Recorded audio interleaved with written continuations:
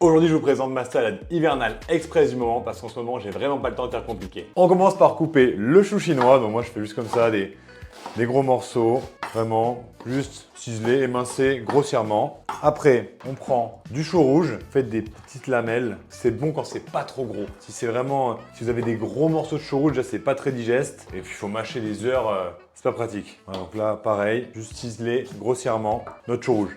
L'avantage avec cette recette, c'est que vous avez juste à prendre vos légumes d'hiver préférés et à les jeter dans un bol. Alors, c'est pas compliqué. On passe ensuite aux carottes. Alors moi, je laisse la peau parce qu'il y a plein de... De toute façon, je les prends bio. Elles sont toutes propres. Il y a plein de vitamines dans la peau, donc je laisse.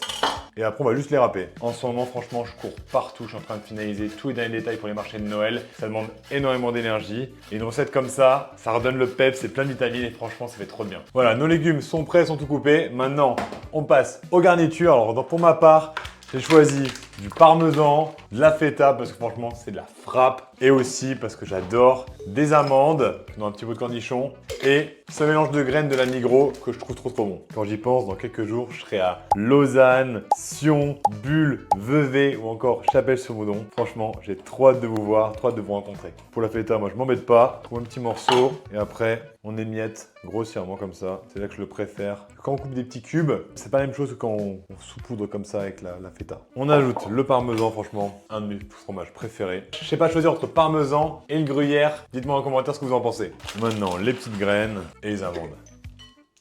Et la touche finale, la sauce, et je la fais façon mamie. Pour cela, vous avez besoin de moutarde. Alors moi, je fais toujours un petit mélange moutarde à l'ancienne et moutarde de Dijon. Ensuite, vous mettez une petite pincée de sel à ce moment-là. Pourquoi?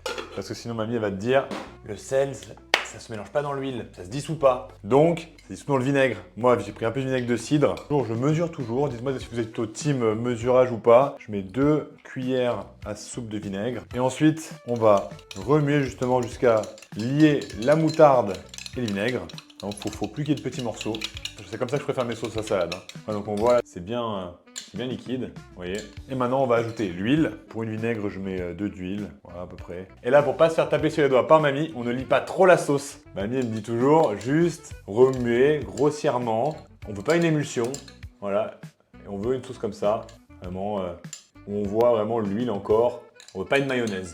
Il ne reste plus qu'à mélanger la sauce et la salade. Donc c'est parti, voilà. C'est déjà terminé. Recette simple, rapide, de saison. À bientôt pour de nouvelles recettes.